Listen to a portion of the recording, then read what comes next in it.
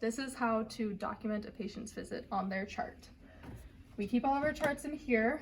They are arranged alphabetically by first name. And when they get here, you'll take it out and you'll put it on the number corresponding to what table or room they're in. The rooms are over here. And then when they get here, you'll put the date of the visit and then the time they start treatment, as well as the pain scale, the highest and the lowest. For white charts, you will put your initials in the box if you set them up on their starting treatment or if you did an ultrasound or massage or anything like that. For blue charts, you put a check mark here. You don't initial it. And then as they're going through their exercises, you just keep track of if they're doing them correctly, and you also keep track of the level of resistance and the weight that they're using. If there is a dash in a box like this, that means that the therapist doesn't want them to do that exercise anymore. If there's a CNT, that means that they didn't do it that time, but they still want the patient to do it the next time. Arrows pointing up mean that they want them to try a harder resistance or weight the next visit. And if they do that, you highlight the box as well as write the level of resistance or weight.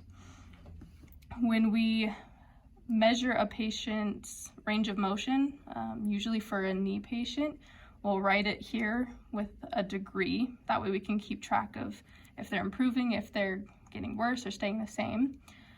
The therapist will initial the things that they do with the patient, and then these other symbols are weights, that are levels that they use, or resistant levels. This means that they are using level 1 and they're using 2 bands.